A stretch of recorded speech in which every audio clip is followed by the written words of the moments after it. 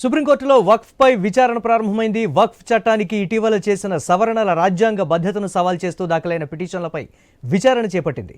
భారత ప్రధాన న్యాయమూర్తి justice BR Gavai, justice AG మసీహ్లతో కూడిన ద్విసభ్య ధర్మాసనం ఈ పిటిషన్లపై విచారణను పునఃప్రారంభించింది. గతంలో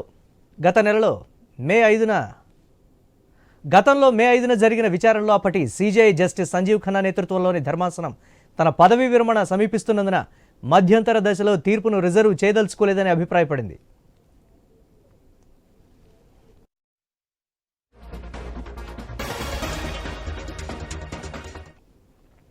అంటే దీనిపై మరిన్ని అప్డేట్స్ మా ఢిల్లీ కరెస్పాండెంట్ రామకృష్ణ మరిన్ని అప్డేట్స్ అందిస్తారు. S Ramakrishna. Hello. S Ramakrishna.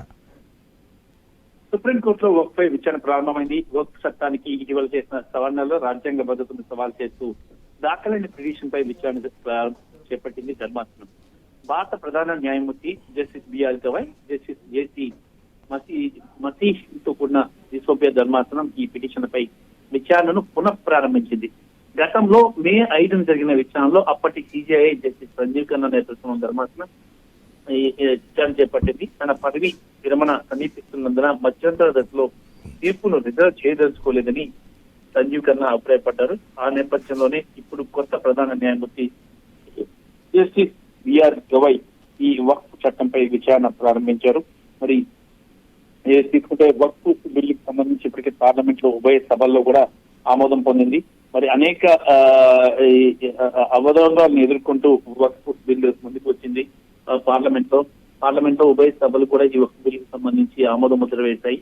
అయితే కొన్ని ఈ చట్టాలు కొన్ని ఏమైతే ఉన్నాయో ముస్లింల ప్రాథమిక హక్కులను కూడా కాలరాస్తవిగా ఉన్నాయి. మరి వాళ్ళకి ఇబ్బంది పెట్టేగా ఉన్నాయి కాబట్టి వాటిని తప్పించండి అని చెప్పేసి కూడా అడిగారు. తర్వాత జాయింట్ పార్లమెంటరీ కమిటీకి కూడా వెళ్ళింది. రకరకాల మెట్లు ఎక్కుతూ ఫైనల్ గా ఇది చట్టంగా రూపొందింది. చట్టాన్ని అమలు చేస్తున్నారు కూడా. మరి ఈ చట్టాన్ని అమలుని ప్రశ్నిస్తూ సుప్రీంకోర్టులో పిటిషన్ దాఖలయ్యాయి. పిటిషన్ పై విచారణ అయితే ప్రస్తుతం జరుగుతుంది. ప్రస్తుతం కొత్త సిజేఐ జస్టిస్ బిఆర్ గవాయ్ కొత్తగా వచ్చిన నేపథ్యంలో ఆయన ధర్మాసనమే ఈ వక్ఫ్ చట్టంపై విచారణ ప్రారంభించింది. Right, thanks for updates Ramakrishna.